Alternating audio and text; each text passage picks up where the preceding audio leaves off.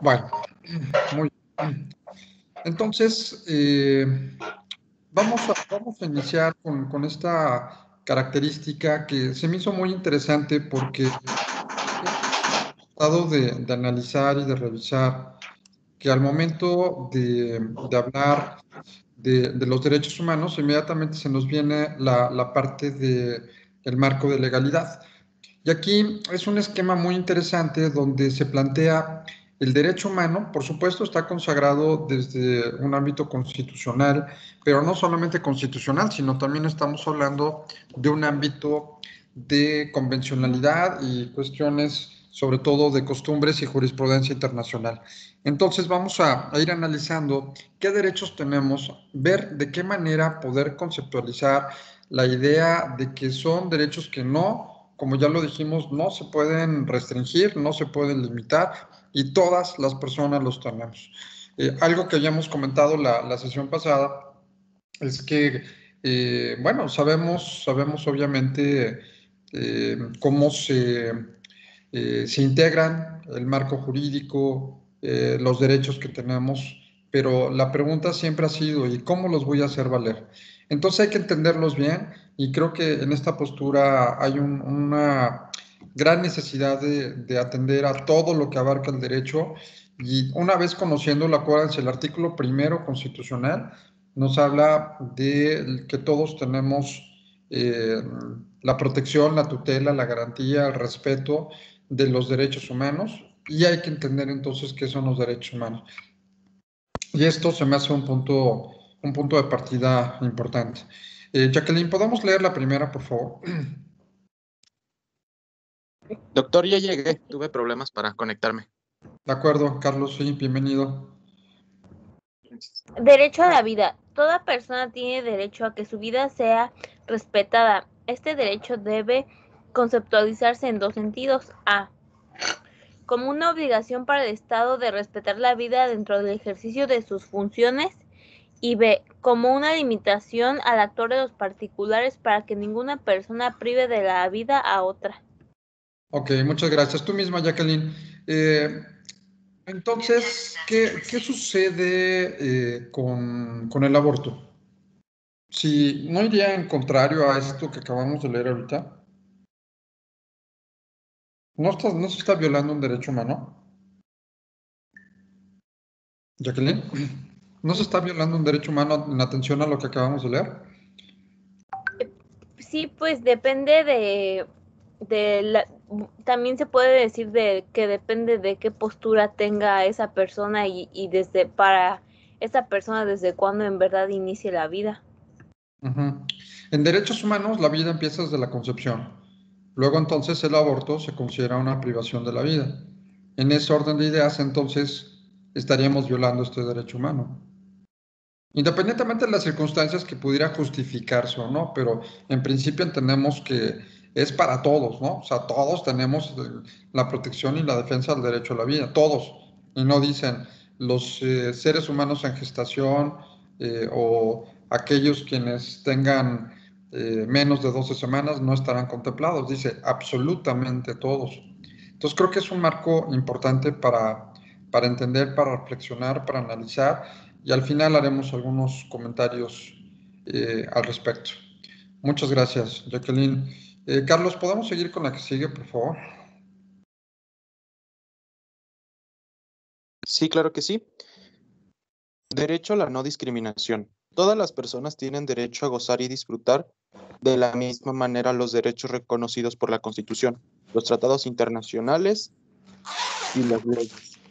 Se prohíbe toda exclusión o trato diferenciado o motivado por razones de origen étnico o nacional, género, edad, discapacidades, condición social, condiciones de salud, religión, opiniones, preferencias sexuales, estado civil o cualquier otra que atente contra la dignidad humana y tenga por objeto anular o menoscabar los derechos y libertades de las personas. De igual manera, queda prohibida toda práctica de exclusión que tenga por objetivo impedir o anular el reconocimiento o ejercicio de los derechos humanos consagrados en nuestro orden jurídico. En México, los títulos de nobleza, privilegios u honor hereditarios no tendrán validez. Perfecto, muchas gracias. Entonces, fíjense, el tema, aquí lo interesante es que al momento de estar analizando derechos en particular, hasta dónde podemos llegar a entender su amplitud, su ámbito de competencia sobre todo. Y este derecho a la no discriminación pues, es fundamental y se da todos los días. Hacemos distinción por cuestiones étnicas, por cuestiones económicas, por cuestiones políticas. Entonces, queda claro que el derecho existe y volvemos a lo mismo. Hay que entender que al momento de ser personas, tenemos estos derechos y que no se nos pueden limitar.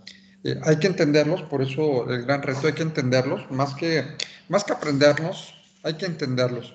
Y que este material, que no sé si por ahí también puedan revisar, se los envié al grupo, a efecto de que sigamos analizando y reflexionando todo lo que tiene que converger y sobre todo en casos tan especiales como puede ser de no llevar a cabo actos discriminatorios. Muy bien, muchas gracias. Pediría, Diego, si la acción.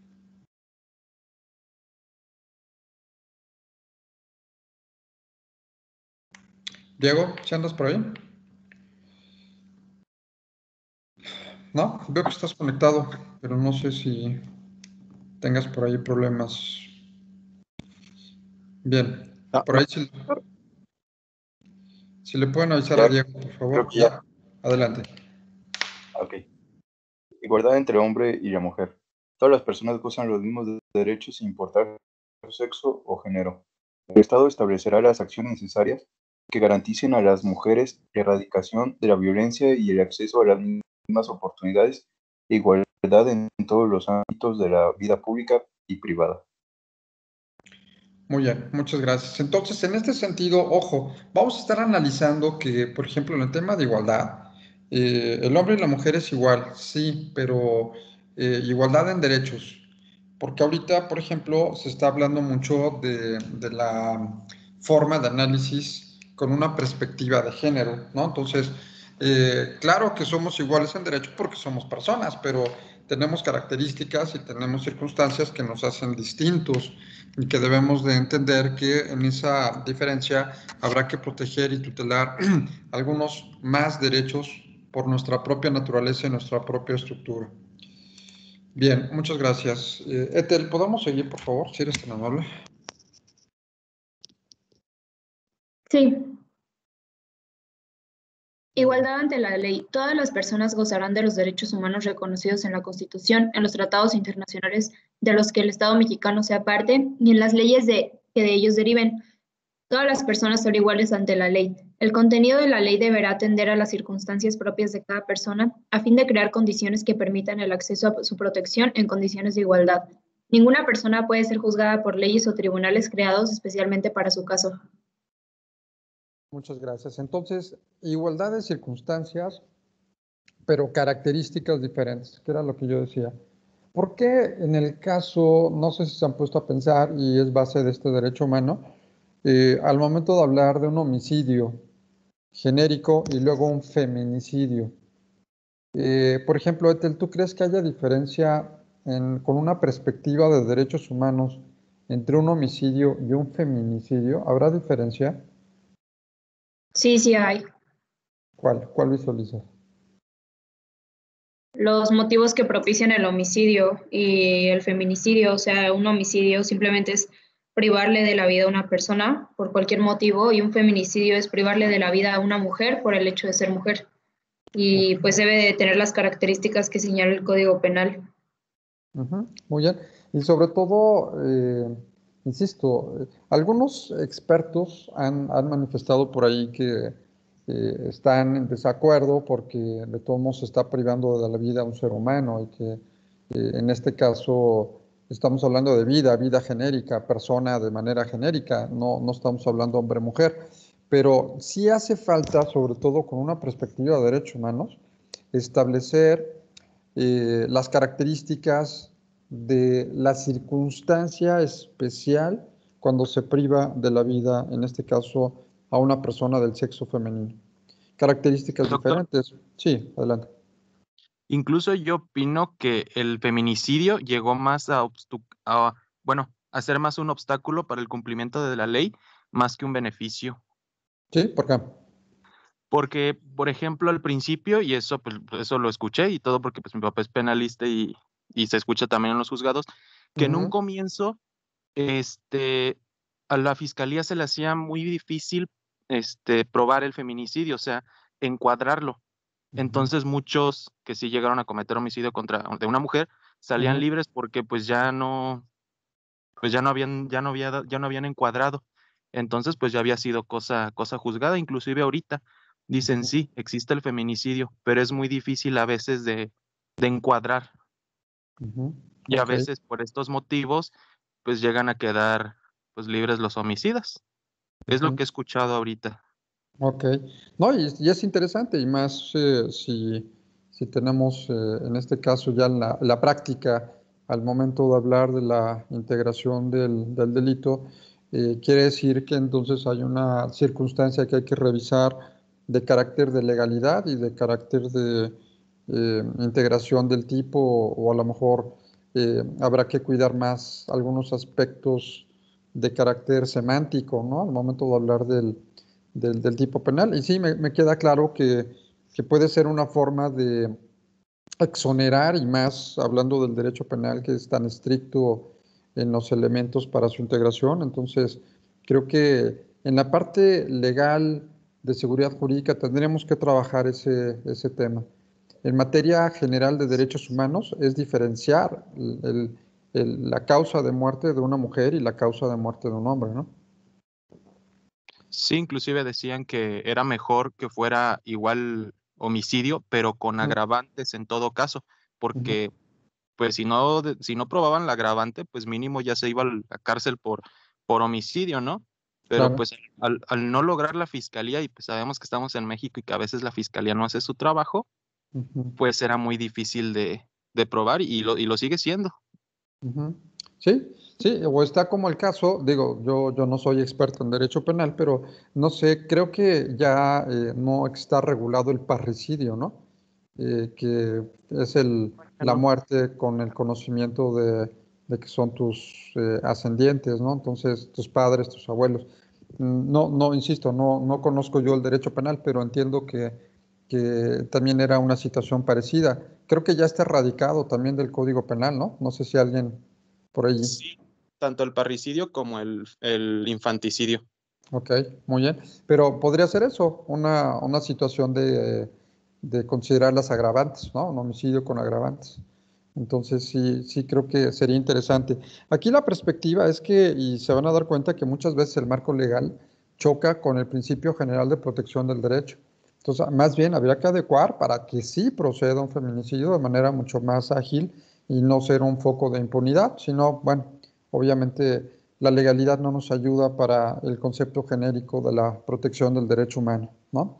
Entonces habría que reflexionar en ese contenido. Bien, Lourdes, ¿podremos leer la que sigue, por favor, si eres tan amable?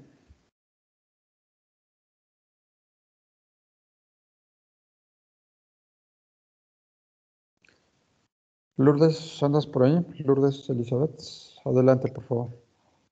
Sí, licenciado. Adelante.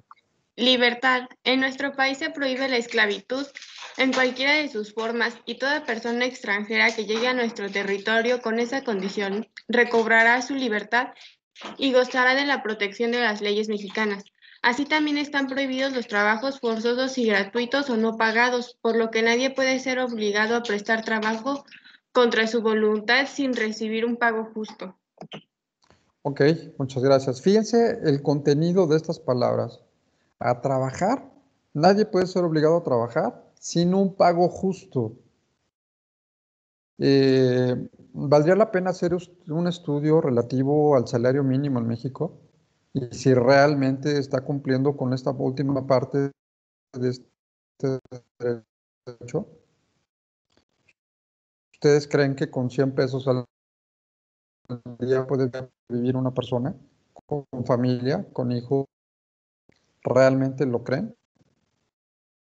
Y se dice legalmente qué es lo que lo que se está pidiendo o lo que se considera que puede ser el esquema de garantía, en este caso, de que pueda satisfacer mínimamente las necesidades de una persona al momento de recibir un pago. ¿Alguien está de acuerdo en que el salario mínimo realmente es justo? Y si no es así, entonces habría que pronunciarse o hacer algo al respecto, ¿no? ¿Cómo ven? ¿Qué Sí, opinan? es demasiado bajo, definitivamente. Y se habla del derecho como un salario justo y realmente no es justo. Entonces ahí valdría la pena detenernos y sobre todo algo muy importante que me gustaría sembrar en ustedes es el amor por los derechos humanos. Eh, y los pueden hacer valer, insisto, en cualquier área del derecho. Pueden ser expertos en derechos humanos, pero especializados en el ámbito penal o en el ámbito penitenciario o en el ámbito familiar o en el ámbito internacional o en el ámbito constitucional, etcétera. Todo, la raíz del derecho ahorita, bueno, siempre lo ha sido, pero más con esta modificación constitucional, el centro han sido los derechos humanos. Entonces, que vean desde el origen, que son la razón de ser de la persona humana, y luego ya pueden hablar de fiscal, y pueden hablar de penal, y pueden hablar de laboral, y pueden hablar de todas las demás áreas que convergen al derecho. Si no sabemos derechos humanos, no vamos a entender el derecho positivo, al derecho natural, y sobre todo, acuérdense, pareciera que estos son cartas de buenas intenciones, pero no, son derechos que tenemos, hagámoslos valer. Repito, pero hacerlos valer hay que conocerlos, hay que entenderlos, hay que estudiarlos, hay que analizarlos y ya después de eso hacer que se respeten tanto nuestros derechos como los derechos de los otros, ¿no? Entonces, hay un punto de análisis y de reflexión importante. Luisa, por favor, si nos puedes ayudar con las que siguen. Sí, doctor.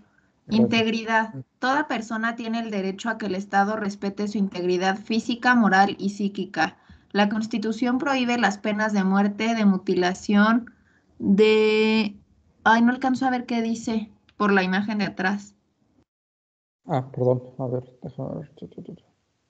¿Ya? No. ¿Qué dice ¿No? de infamia? Ajá, ok. Los azotes, los palos, el tormento de cualquier especie, la multa excesiva, la confiscación de bienes y cualesquiera otras penas inusitadas y trascendentales. Existe una protección especial de este derecho en la prohibición de infligir tortura o malos tratos, tratos crueles, inhumanos o degradantes. Ujú. Muchas gracias. Fíjense, algo que podemos comentar que es importantísimo de esto es el hecho de la tortura, que al momento de leer y al hablar de la tortura, se nos viene a la mente lo que se hacía antes, ¿no? De la silla eléctrica y todas estas cosas. Pero la Corte Penal Internacional ha señalado que la tortura es la privación ilegal de la libertad. ¿Cuántas personas estarán ilegalmente privadas de su libertad? Me refiero ilegalmente, no porque no haya existido un procedimiento para poderlas privar, sino que no tiene una razón de ser la justificación bajo el principio de presunción de inocencia y que habrá mucha gente que por vicios legales o vacíos legales esté indebidamente privada de su libertad. Quiere decir, en otro orden de ideas, que se le está torturando. Entonces, por supuesto que se está violando un derecho humano. ¿Cuánta gente estará siendo torturada? Mucho. ¿Cuánta gente sabrá que la tortura pues se radica ya en una evolución quizá o una situación del momento actual que estamos viviendo para establecer que, imagínense estar eh, pues un día, dos, un año, tres, los que hayan sido privados de la libertad, de estar recluidos, el que no los dejen salir, el que estén restringidos. Verdaderamente el hecho de tener esa sensación de que me están quitando la esencia de ser humano, como es la parte de la libertad, ojalá entendamos que tenemos mucho que hacer en ese sentido. ¿Cuántas personas no podamos ayudar en materia de derechos humanos que se le está torturando por una privación ilegítima, injustificada, injusta, y que el marco de legalidad por una mala defensa o por vicios procesales o por deficiencia de las autoridades, la razón que sea, esa gente continúa privada de su libertad? Algo tenemos que hacer, ¿sí? Bien, nos vamos entonces. Mónica, si eres tan amable de leernos la que sigue, por favor.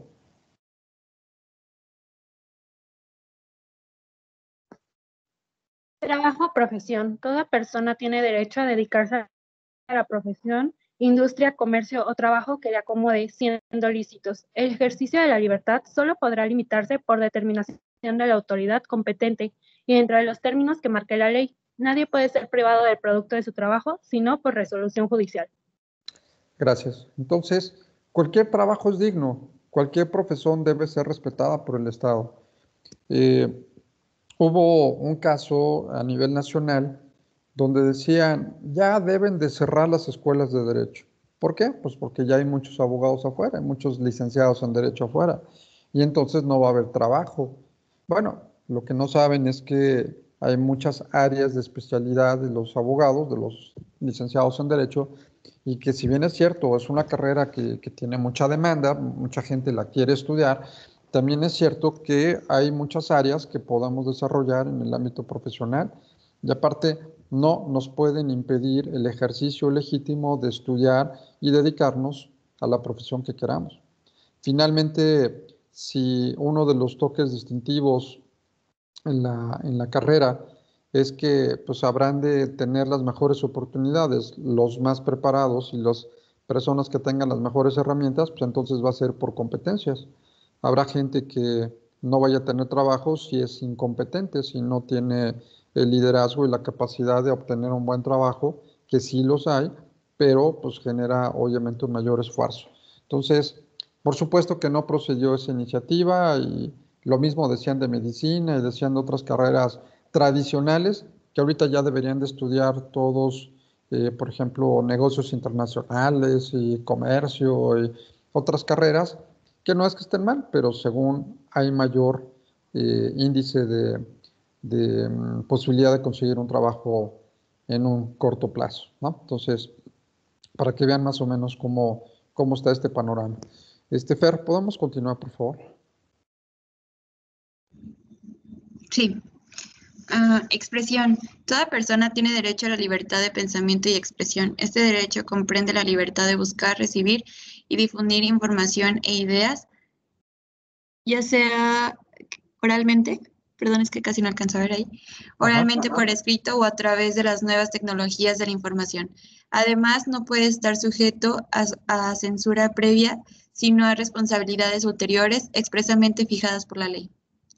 No se puede restringir el derecho de expresión por medios indirectos, como el abuso de controles oficiales o particulares del papel para periódicos, de frecuencias radioeléctricas, de enseres y aparatos usados en la difusión de información, mediante la utilización del derecho penal o por cualquier medio encaminado a impedir la comunicación y la circulación de ideas y opiniones. Muy bien, muchas gracias. Entonces, la libertad de expresión. Un tema que, por ejemplo, el presidente de México ha estado atentando en contra de. Quiere limitar la parte de las redes sociales, quiere controlar los medios de comunicación. Por supuesto que viola los derechos humanos. Y por más que sea el presidente de México, tampoco tiene el poder absoluto de decidir qué sucede con el Estado de Derecho en México. Entonces, siempre y cuando sea de manera respetuosa, siempre y cuando sea una verdadera libertad de expresión, y ojo, no hay que irnos al lado contrario del libertinaje. Libertad de expresión, nos queda muy claro que yo puedo decir que no me parece bien la política que está llevando a cabo en materia de seguridad pública el presidente de México. Eso es una libertad de expresión y es perfectamente válido. Pero si yo estoy diciendo, no, pues López Obrador es un viejito que no sirve para nada, pues estoy atentando contra su persona, su dignidad, y no puedo, aunque sea mi forma de pensar, no puedo externarlo porque ya le estoy generando un daño a su imagen, que recordarán que en materia civil se le conoce como el daño moral y se puede exigir la retractación pública y en su caso una indemnización por los daños generados. Entonces, tengo ese derecho, no me lo pueden limitar. La única condición es que sea siempre con respeto, ¿no? Que sea tanto de manera pacífica, respetuosa. Y aquí podríamos hablar del medio impreso y del medio de manifestación de ideas verbal, ¿no? Entonces, también para que vean qué importante, porque ahorita hay una tendencia de restringir todo lo que tiene que ver la parte de la libre expresión. Entonces, no podemos tolerar que pueda existir una violación a este punto. Bien, seguimos, por favor, Carlos, si nos hicieras favor de leer. Sí, dice libertad de conciencia. Toda persona tiene derecho a creer y pensar libremente según sus ideas y convicciones. Gracias. El libre pensamiento, la libre creencia. No me pueden limitar ni me pueden cortar, por ejemplo, a tener una cultura laica o una cultura religiosa o una cultura, una posición de libertad de pensamiento. Entonces, que entiendan que esto queda muy claro, ¿no? La libertad de conciencia. Necesitamos entender que son prerrogativas que no pueden suspenderse en ninguna circunstancia. ¿Podemos seguir, por favor, Diego?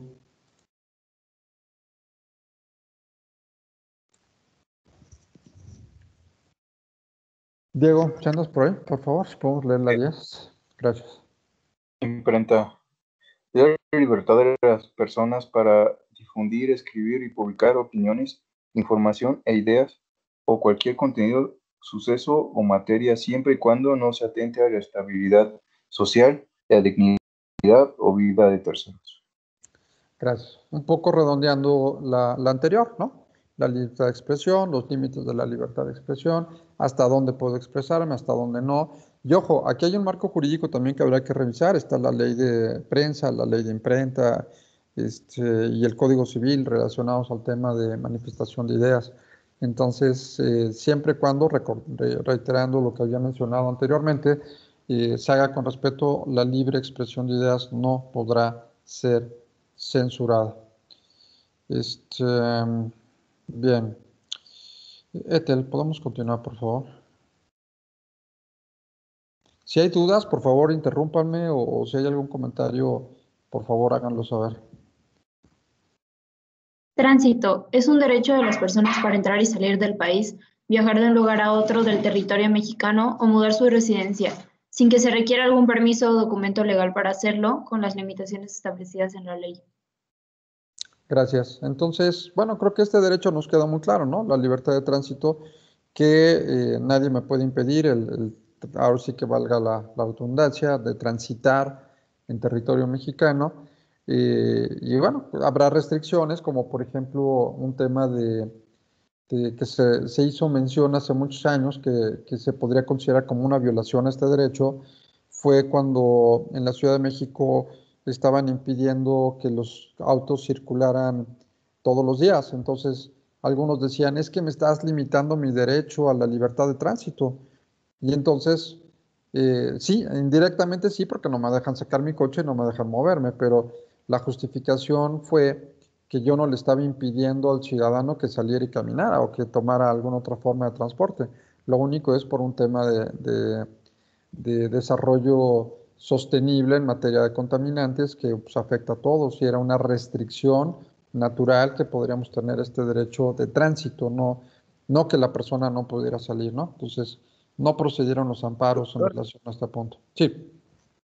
Sí. ¿Y qué pasa con las casetas? Porque pues he visto que hay muchos videos en los que siempre dicen que les vulneran su derecho a libre tránsito porque no los dejan pasar por las casetas de cuota a menos que pues paguen. Uh-huh. ¿Se estaría también violando el derecho? No me pueden impedir que yo vaya caminando y pase por una caseta de cobro caminando y vaya por la carretera caminando, ¿no? Obviamente eso no lo pueden impedir. Lo que sí es, volvemos al mismo punto, no es que se te diga no, no puedes pasar, sino lo que está diciendo, bueno, al menos esa es la estructura o la filosofía de este servicio público, de que si tú vas a transitar por un camino pagado, pues quiere decir que va a estar más cuidado, que va a estar más protegido, te van a dar un seguro, inclusive cuando, no sé si ustedes sabían, pero cuando van por una carretera de cuota, automáticamente el comprobante que les dan es un comprobante que a su vez es una póliza de seguro en caso de algún tipo de accidente o en el caso de algún tipo de contingencia. Entonces, están cubriendo también parte de un seguro y parte de la posibilidad de que el camino esté en buenas condiciones. Para ello, está también la carretera pública, ¿no? La libre. Entonces, ahí te diría, pues no te estoy diciendo, si tú quieres ir de Guanajuato a México, pues te puedes ir por la carretera federal, que es libre, o te puedes ir por la de cuota. No te estoy impidiendo llegar a la Ciudad de México, lo único que te estoy diciendo es, hay un servicio que tendrás que pagar dadas las condiciones y las características. Si vas por la carretera federal, pues no hay seguro, ¿no? Y se supone que, aunque no debe de estar mal, pues tiene otras circunstancias, es más larga o tiene algunos lugares donde el camino es más cerrado, ¿no? Entonces, esa es un poco la justificación. Eh, si solamente fuera un camino de cuota el que me llevara, entonces sí, porque oye, pues no tengo dinero, no me puedes impedir que yo transite de Guanajuato a la Ciudad de México. Entonces ahí sí, pero si me están dando la opción de que me puedo ir por otro camino que no me cobran, pues no te estoy cortando esa libertad, ¿no? Entonces, ese es más o menos la justificación que se maneja al respecto. Ok, muy bien. Bueno, entonces, Ethel, por favor, seguimos. La 12, por favor. Asociación. Las personas tienen el derecho a agruparse pacíficamente con cualquier objeto lícito, pero solamente ciudadanas y ciudadanos de la República podrán hacerlo para tomar parte de los políticos del país. Para congregarse libremente, siendo de forma pacífica y con fines lícitos. Es exclusivo de las ciudadanas y de los ciudadanos mexicanos o mexicanas reunirse para tomar parte en los asuntos políticos del país. A formar parte de una asamblea o reunión que tenga como propósito expresar o exponer cualquier idea, petición o protesta a la autoridad. Los manifestantes deberán actuar de forma pacífica y con respecto a la dignidad de la persona y las leyes. Gracias. Entonces, en este sentido, fíjense cómo entender el hecho de justificar la raíz de un derecho humano. Por ejemplo, si yo me manifiesto en la carretera y estoy bloqueando y estoy haciendo que personas no lleguen a trabajar, o imagínense que tengo la necesidad de llegar a un hospital o que voy a perder un vuelo, ese tipo de circunstancias no las entendemos y nadie le ha querido entrar a la protección y tutela de este derecho humano. Ya ha habido muchos casos, por ejemplo, Europa, hay un lugar donde pues, la gente puede pues, manifestarse y decir, y sin de alguna forma interrumpir la libertad de tránsito, ni tampoco este derecho que se acaba de comentar, y que no afecta a nadie, pero aquí sí estoy afectando a terceros. ¿Deberían de prohibirse las manifestaciones públicas? Sí. ¿Deberían de controlarse? Sí. ¿Debería de existir un mecanismo directo si es que me quiero manifestar en contra de la autoridad? También. Porque a lo mejor no atienden a un Estado de Derecho cuando hay una reclamación general, entonces el Estado tiene que actuar. Y pareciera que estos son los únicos mecanismos para que nos hagan caso, ¿no? Entonces, es importante entender el espíritu de este contexto. Muy bien, Jacqueline, ¿podemos leer la que sigue, por favor?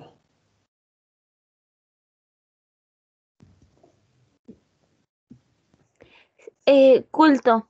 Toda persona tiene libertad para adoptar, profesar, divulgar o seguir, inclusive de cambiar la creencia religiosa o filosófica que más le agrade o desee.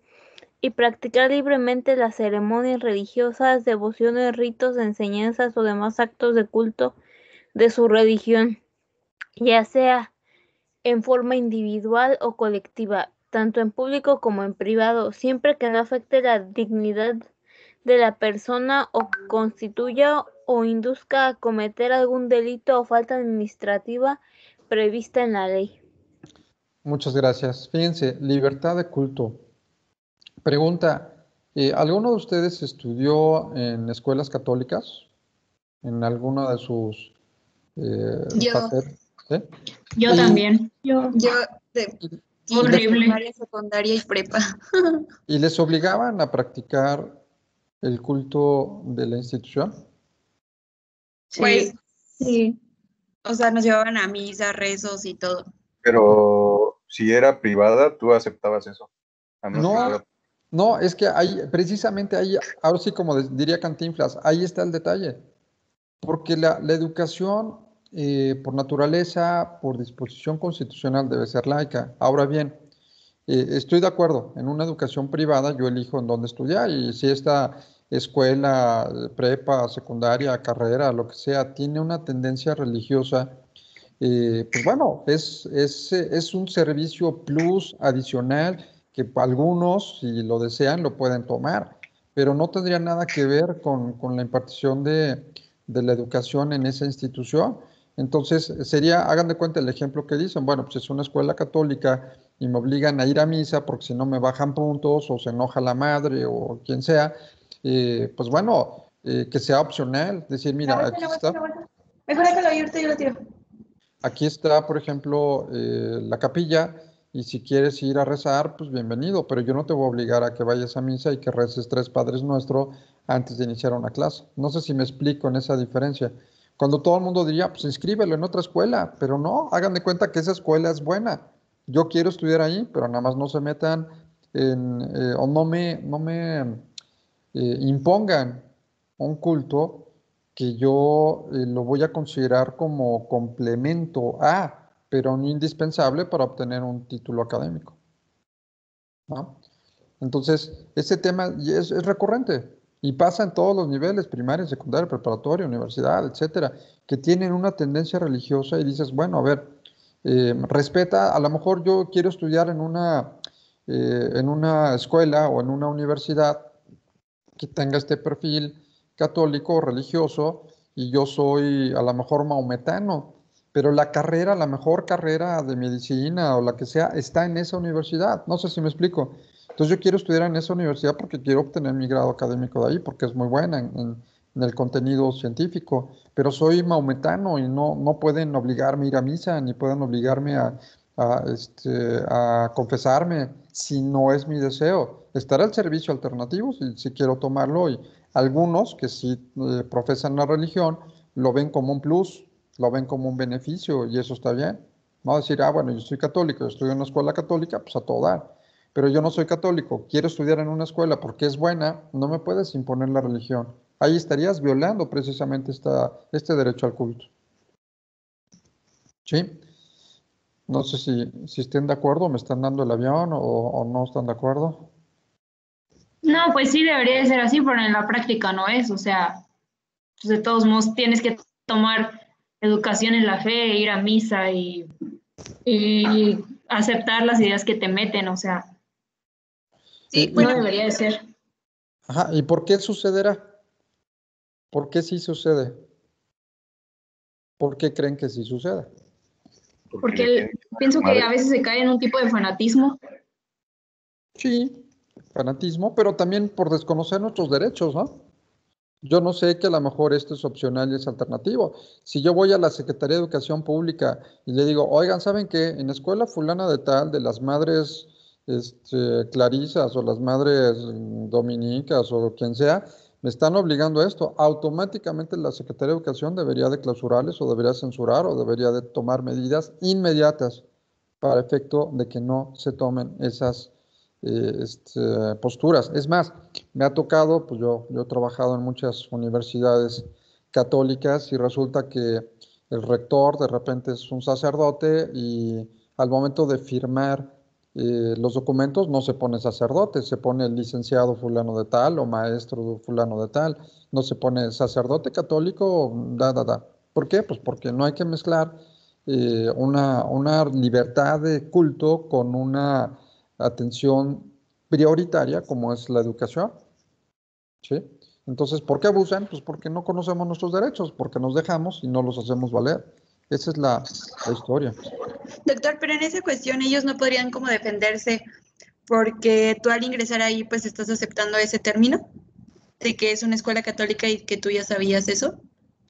En principio, esa es la forma de cómo se justifican, pero el contexto es que debe de ser alternativo a, porque si no estarían en contra de la educación, que aunque es la del Estado, que habla del Estado, educación del Estado, finalmente, ¿qué sucede al momento de una autorización que da el Estado para que las escuelas, universidades puedan brindar servicios educativos? Entonces, les dice, bueno, ante la imposibilidad de que yo, Estado, pueda brindar estos servicios de educación, te doy la autorización para que tú puedas llevarla a cabo. La educación laica es una disposición constitucional. Sin embargo, vuelvo a lo mismo, se ha manejado de manera diferente. Un servicio adicional, un plus, algo que te pueda ayudar para fortalecer tus valores y que sean complemento de, por supuesto, bienvenido, adelante. Pero si hiciéramos algún tipo de pronunciamiento en materia de derechos humanos en contra de lo que están ustedes comentando ahorita, les aseguro que ganamos. ¿Por qué? Porque volvemos a lo mismo. Sí, tú aceptaste que ibas a estudiar en una escuela católica, religiosa, lo que sea, pero vuelvo a lo mismo. Yo quiero estudiar ahí porque es muy buena la escuela. Sin embargo, yo soy, no sé, profeso la Santa Muerte o soy maometano, budista, lo que ustedes quieran, ¿no? O simplemente soy ateo, no creo en nada. Estarías atentando contra mi libertad de culto. Eso, y es más, les voy a dejar, les voy en el grupo, algunos asuntos que se han resuelto en la Comisión de Derechos Humanos relativo a la libertad de culto. Ya han sido recomendaciones expresas que se han dado a instituciones para precisamente no lacerar este derecho. Entonces, volvemos a lo mismo. Yo puedo firmar, pues sí, estoy de acuerdo en que esto es religioso y a lo mejor me va a dar clase un sacerdote, ¿no? Pues bueno, pero que no me obliguen a ir a misa y que tampoco me califique si le digo que Dios creó todas las cosas cuando estamos hablando de historia de México, ¿no? Entonces, mucho es el perfil hasta dónde está el derecho a decidir en dónde estudio y hasta dónde está mi libertad de que aunque yo esté en una escuela religiosa, tienen que respetar mi libertad de credo. Tienen que respetar que yo pienso diferente. Porque entonces habría un proceso, a lo mejor de inicio, que generaría actos discriminatorios. Aquí nadie puede entrar más que los católicos. Tú dices, oye, pues no, ¿por qué me estás discriminando si yo soy ateo? Dame la oportunidad, quiero estudiar medicina, quiero estudiar economía, quiero estudiar psicología, derecho, no sé. Dame la oportunidad y no me puedes limitar ese derecho. No sé si me explico, ya nos meteríamos a otra violación de derechos que se interrelacionan, pero sí, la gente piensa que yo acepto y pueden eh, educar y pueden sobrellevar y pueden sobrepasar más que otra cosa este principio de libertad de culto cuando hay límites, ¿no? Hay límites y mucho de esto es netamente voluntario. ¿Quieres ir a misa? A todo dar. ¿No quieres ir a misa? No te puedo obligar, aunque estés en una escuela católica. Es defender el derecho, ¿no? Es hacerlo valer, es estudiarlo, analizarlo y les voy insisto, a mandar algún material en relación a esto, la defensa del derecho al culto cuando se ha interpuesto a través de instituciones educativas. Y vean el fundamento y vean la argumentación y vamos a ver lo importante de que existen elementos para poder defender los derechos humanos aún a pesar de que tengamos este tipo de contratiempos, ¿no? Bien, seguimos, por favor, Lourdes, si nos hicieras favor de continuar.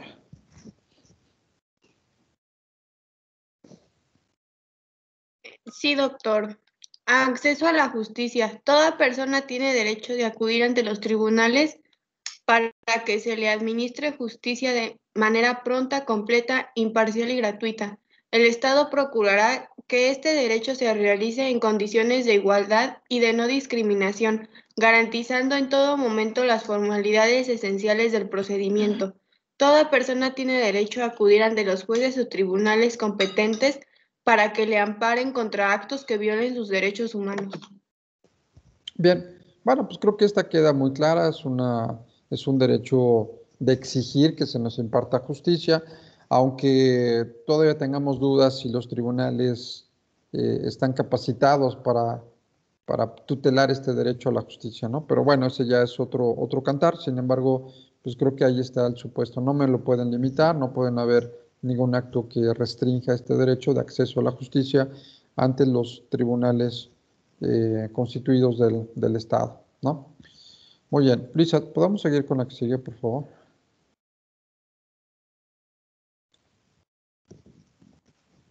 Sí, doctor. Y retroactividad de la ley. Cuando surjan controversias que resulten del reconocimiento de derechos y obligaciones de las personas, se aplicará la ley que se encuentre vigente y solo se aplicará la ley anterior cuando beneficie sus intereses o derechos. Nadie puede ser condenado por acciones u omisiones que en el momento de cometerse no fueren considerados como delitos. Tampoco se puede imponer pena más grave que la aplicable en el momento de la comisión del delito.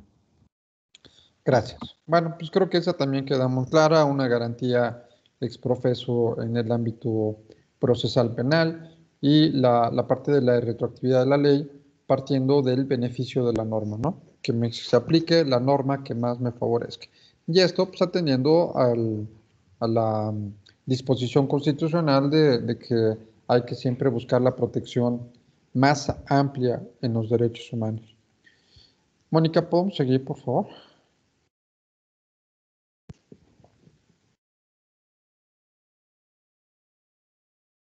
Sí. Estamos en la de culto. La 16, es la 16. Toda persona, Ajá. culto, toda persona No, no tiene culto ya. libertad para adoptar, profesar, divulgar. Es que es la que me aparece en la pantalla. Es la 16. Es que no alcanzo a ver la lámina, pero es la 16. Ya. Sí, ¿Sí? ya la podemos. Ok. Ajá, debido proceso. Es el Ok. derecho que tiene toda persona para ejercer su defensa y ser oída por la autoridad competente con las debidas formalidades y dentro de un plazo razonable, previo al reconocimiento o restricción de sus derechos y obligaciones. El debido proceso debe contemplar las formalidades que garanticen una defensa adecuada, es decir, el aviso de inicio del procedimiento, la oportunidad de ofrecer las pruebas y alegar en su defensa, una resolución que resuelva las cuestiones debatidas, la posibilidad de impugnar la resolución mediante recursos procedentes. Muy bien. La garantía del debido proceso, una de las más importantes. El hecho de poderme defender, el hecho de poder tener la seguridad de que habrá de seguirse un proceso adecuado al cual tenemos derecho todos y que, pues sobre todo, algo muy importante. Había una ley, no recuerdo ahorita, la voy a buscar, pero había una ley que decía que solamente admitía pruebas documentales para el caso de una controversia. Entonces, por supuesto que estaré violando mi libertad mi garantía al debido proceso. ¿Qué elementos de prueba puedo sustentar en un proceso? Los que yo quiera, cualquiera. Obviamente habrá que generar los mecanismos para su desahogo, ¿no? Si es un audio, si es algún peritaje, si es un video, si es una testimonial, etcétera, habrá que prepararlas y habrá que tener los elementos necesarios, pero no hay límite para el hecho de llevar a cabo una probanza y tener un principio cercano a la realidad. Y bueno, la garantía del debido proceso aparte también es de seguridad jurídica, ¿no? Para efecto de que cualquiera podamos defendernos, ser oídos y vencidos en un juicio de manera adecuada, ¿no? Muy bien, Fer, seguimos por favor, con la que sigue. Sí, legalidad. La autoridad debe cumplir las atribuciones que se determinan en la Constitución, los tratados internacionales o la ley, prohibiéndose que en el ejercicio de sus funciones sea arbitraria o abusiva contra las personas. Las personas no pueden ser molestadas en sus bienes, posesiones, familia, integridad o derechos sin que exista un mandamiento escrito emitido por autoridad competente y debidamente fundado y motivado. Muy bien. Igual, son los artículos y la parte constitucional más importante, 14 y 16, relacionados y vistos bajo una óptica de derechos humanos, en el principio de motivación y fundamentación, que es algo bien importante. Podríamos meternos un montón en el tema de la fundamentación, y en la fundamentación aquí tendríamos que hacer un trabajo muy exhaustivo, sobre todo ya de carácter judicial o administrativo. Si algún día van a presentar una demanda o tienen que contestar una demanda, o si van a ser parte del Poder Judicial o de algún tribunal administrativo, esta parte de la fundamentación es la raíz de la protección de este derecho. Fúndalo, pero no lo funden solamente en temas de legalidad, fúndenlo en derechos humanos. Acuérdense de la interpretación y la argumentación, que es básica, fundamental, para poder entender la raíz de todos los razonamientos que hay en torno a una solución.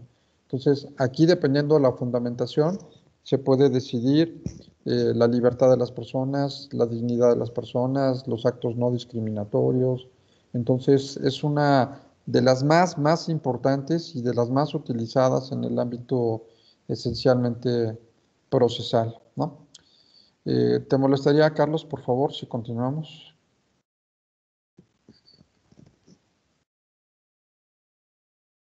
Sí. A ver, ¿dónde me está cargando? Ya. Seguridad jurídica. Nadie podrá ser detenido sin ninguna orden de aprehensión emitida por un juez competente, previa denuncia o querella presentada ante el Ministerio Público respecto a un derecho que la ley señale como delito y que se encuentre sancionado con pena de prisión y obren datos de que se han cometido el ilícito y exista la probabilidad de que la persona acusada lo realizó o participó en su comisión. Solo en casos urgentes, el Ministerio Público podrá, bajo su responsabilidad, ordenar la detención fundado y expresando su proceder. Cualquier persona podrá detener a otra en el momento en el que esté cometiendo un ilícito o inmediatamente después de haberlo cometido. Pidiendo sin demora al detenido, poniendo sin demora al detenido a disposición del Ministerio Público. Gracias. Seguridad jurídica, nuevamente una situación que nos permite pues un apego a la legalidad, un apego al marco sobre todo de todos los procedimientos que deben de tener una perfecta estructura para la defensa de los derechos dentro del ámbito nuevamente procesal. Muy bien. Diego, ¿te molestaría si nos vamos a la que sigue? Sí. ¿La 19? Sí, la 19. Procesos criminales. Toda persona sujeta a proceso penal tiene derecho a que se presuma su inocencia mientras declare su responsabilidad mediante sentencia por el juez de la causa.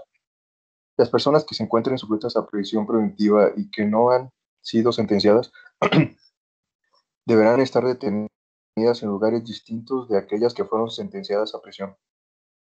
Las mujeres y los hombres deberán ser recluidos por separado.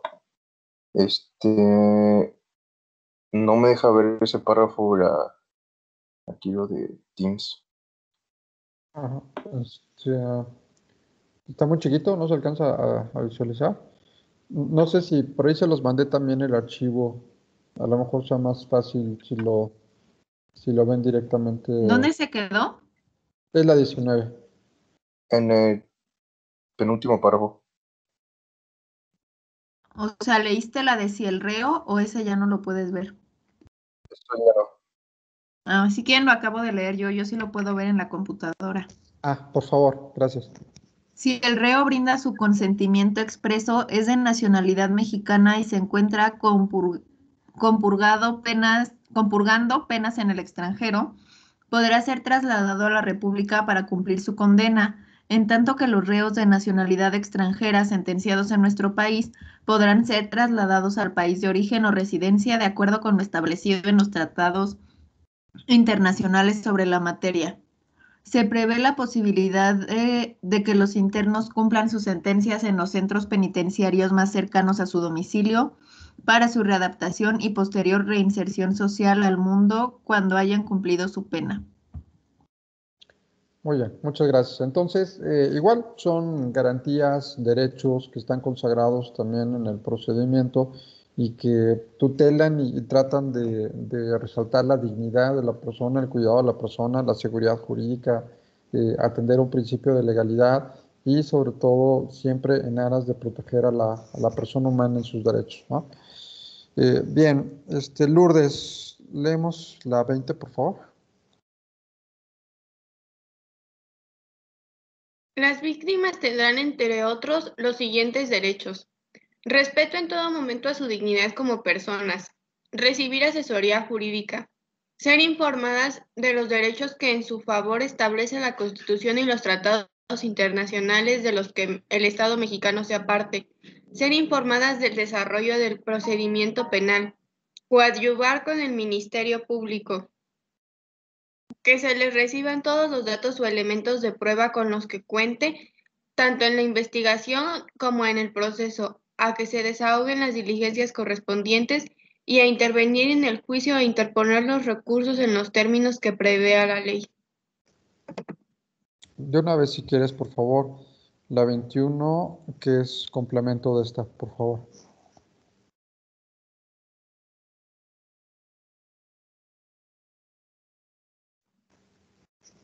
Las víctimas tendrán, entre otros, los siguientes derechos: recibir desde la comisión del delito atención médica y psicológica de urgencia, que se les repare el daño. En los casos en que sea procedente, el Ministerio Público estará obligado a solicitar la reparación del daño sin menoscabo de que la víctima u ofendido lo pueda solicitar directamente, y el juzgador no podrá absolver al sentenciado de dicha reparación si ha emitido una sentencia condenatoria, al resguardo de su identidad y otros datos personales en los siguientes casos: cuando sean menores de edad, cuando se trate de delitos de violación, trata de personas, secuestro o delincuencia organizada, y cuando a juicio del juzgador sea necesario para su protección.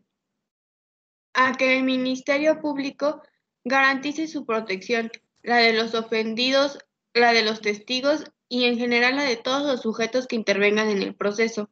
Solicitar las medidas cautelares y providencias necesarias para la protección y restitución de sus derechos.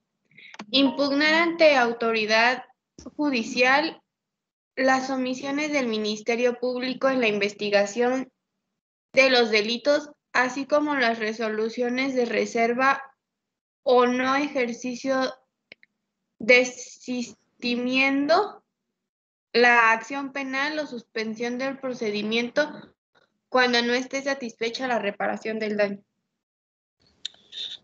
Muy bien, muchas gracias. ¿Qué derechos, sobre todo, algo bien importante, la parte de la víctima? Imagínense, soy víctima de la comisión de un delito, pues debo tener tutelados y protegidos mis derechos, conocerlos y hacerlos valer, ¿no? Siempre una persona quien toma el papel o la calidad de víctima en un proceso, pues es una persona vulnerable, es una persona que se le ha dañado un derecho y hay que tener mucho cuidado en su tratamiento, sobre todo por temas de dignidad.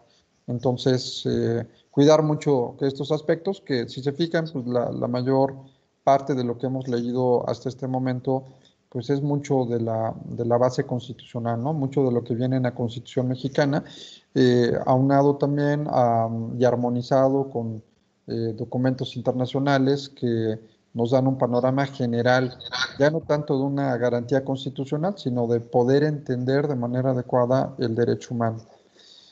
Faltan por ahí algunos otros por analizar, pero bueno, yo creo que hasta aquí avanzamos bastante en este último derecho.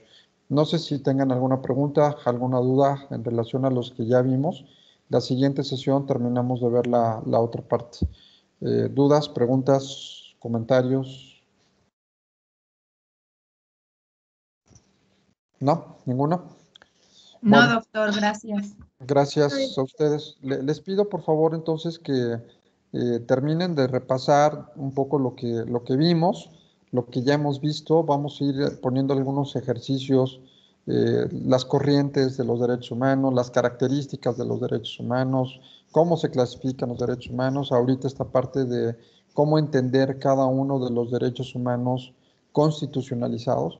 Entonces, les dejo por favor como tarea que repasen lo anterior, que revisen lo que estamos comentando, que le echen un ojo a lo que ya vimos ahorita. Vamos a terminar entonces la siguiente sesión con la otra parte de la clasificación en cuanto a contenido de cada uno de los derechos humanos constitucionalizados, y ya después de esto haremos un ejercicio para ver si vamos entendiendo ya la parte de la aplicación y la parte del entendimiento, más que la aplicación, el entendimiento de lo que son los derechos humanos.